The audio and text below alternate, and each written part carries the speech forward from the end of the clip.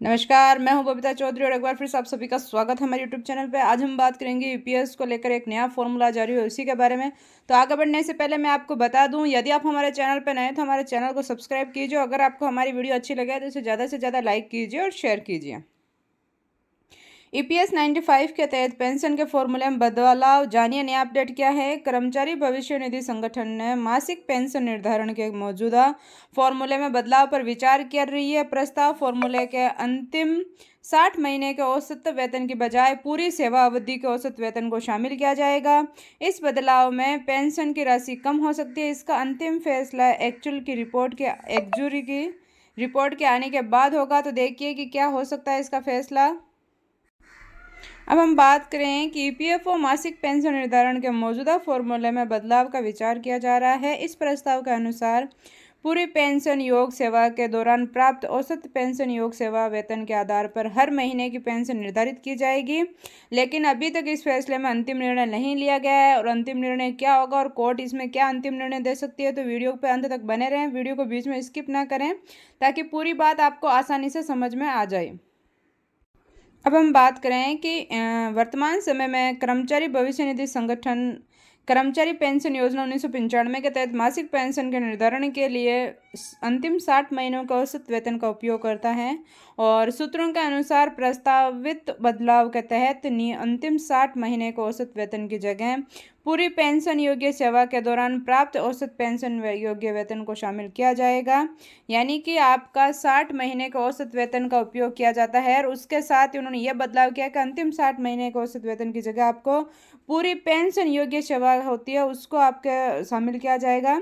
अब हम बात करें कि ईपीएफओ उच्च पेंशन का विकल्प लेने वालों पर असर, यानी कि अगर कर्मचारी भविष्य निधि संगठन पेंशन के फॉर्मूले में बदलाव करता है तो इस बदलाव को उच्च पेंशन का विकल्प चुनने वाले सभी की मासिक पेंशन मौजूदा फॉर्मूले के मुताबिक कम हो जाएगी। मान लीजिए कि अगर किसी का अंतिम 60 महीने का औसत वेतन 80,000 रुपये है और उसकी पेंशन योग्य नौकरी 32 साल है तो मौजूदा फॉर्मूले के तहत उसकी पेंशन 36,571 रुपये होगी। लेकिन नई पद्धति के अनुसार नौकरी के शुरुआती दिनों के वेतन को भी शामिल करने से मासिक पेंशन कम हो जाएगी। यानी कि जो नया फॉर्मूला लागू किया जाएगा उससे आपकी पर मंथ की जो सैलरी आती है उसमें थोड़ी बहुत कमी आएगी।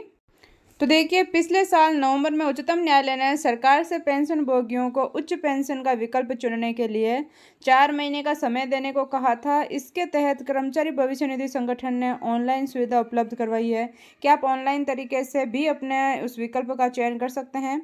अब हम बात करें कि फंड निवेश पेंशन फंड का वित्तीय प्रबंधन किस प्रकार से होता है। तो वर्तमान समय में कर्मचारी भविष्य निधि संगठन अंशधारक पेंशन के लिए निर्धारित सीमा 15,000 रुपये मासिक वेतन पर योगदान करते हैं, जबकि उनका वास्तविक वेतन इससे अधिक होता है। कर्मचारी ईपीएफओ की सामाजिक सुरक्षा योजना में 12% का योगदान करते हैं। वही नियोक्ता के 12% योगदान में से 8.33% प्रतिशत कर्मचारी पेंशन योजना में जाता है। यानी कि आपका 12% यानी कि 8.33% है जो कर्मचारी पेंशन में जाता है अगर आपका महीने का 15,000 रुपये वेतन है। अब नए फॉर्मूले की आवश्यकता है, यानी कि सूत्रों के अनुसार लंबे समय तक अधिक पेंशन देने से वित्तीय बोझ बढ़ सकता है, इसीलिए नए फॉर्मूले पर विचार किया गया। कर्मचारी भविष्य निधि संगठन 2021-22 की रिपोर्ट के मुताबिक पेंशन कोष में 6,89,211 करोड़ रुपए जमा है और कर्मचारी पेंशन योजना कोष पर ईपीएफओ को 2021-22 में 50,614 करोड़ रुपए का ब्याज मिला। कर्मचारी भविष्य निधि संगठन के पेंशन फॉर्मूले में प्रस्तावित बदलाव पेंशनरों व अंशधारकों दोनों के लिए महत्वपूर्ण है और नए फॉर्मूले से मासिक पेंशन की राशि में गिरावट आ सकती है।